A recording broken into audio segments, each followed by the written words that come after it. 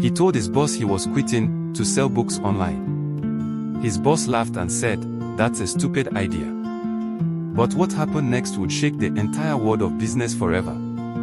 Jeffrey Preston Bezos wasn't born with a silver spoon. In fact, he was born to a teenage mother in 1964. His biological father abandoned them early. His mom later remarried, and young Jeff took the name of his Cuban stepfather, Miguel Bezos. From the very beginning, Jeff was different. At just 3 years old, he dismantled his crib with a screwdriver because he wanted a bed. By high school, Jeff had built his first solar-powered oven and dreamt of colonizing space. But no one could have guessed this science nerd would one day create one of the most powerful empires in history. He graduated from Princeton and landed a job at a top hedge fund in New York. He was making six figures in his 20s. But one day, while reading a report about the explosive growth of the internet, he had an idea, a crazy one. What if, he thought, I build an online store that sells books?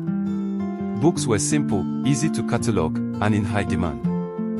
But when he told his boss about quitting to start this, his boss said, "That's not a bad idea, for someone else. You've got a great job, Jeff. Don't blow it." Jeff ignored him. In 1994, Jeff drove across the country to Seattle. In the passenger seat was his wife, Mackenzie. Jeff typed out his business plan on a laptop during that trip. He named the company after the longest river in the world, Amazon, hoping it would become the biggest bookstore. They operated from their garage. The shelves were cheap wood planks. The bell rang every time someone ordered. But Jeff refused to be ordinary. He poured every dollar into marketing. At one point, he even packed books himself. Friends mocked him, investors laughed, and competitors ignored him. He was the underdog.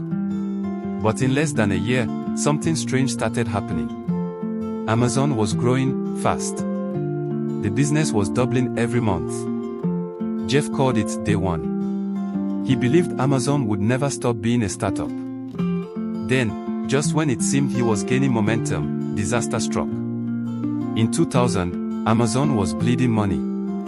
Wall Street said it was a joke. But then, Jeff Bezos did something no CEO had ever done, and it changed business forever. Amazon's early success wasn't without chaos. Jeff's obsession with customer satisfaction pushed the company into a dangerous zone. They kept slashing prices, offering free shipping, and expanding into new categories. But by 1999, Amazon had gone public. The dot-com boom made Jeff a billionaire on paper. Then came the crash. In 2000, the internet bubble burst. Tech companies were dropping like flies. Stock prices tanked.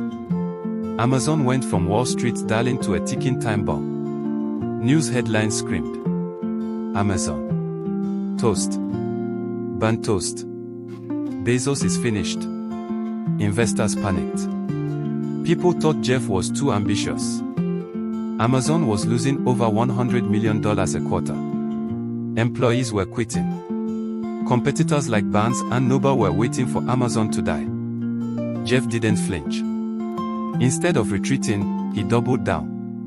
He launched Amazon Marketplace, allowing third-party sellers to list items. People thought it was crazy, letting others sell on your site. But Jeff had a vision. He didn't want Amazon to just sell stuff, he wanted it to be the platform where anyone could sell anything.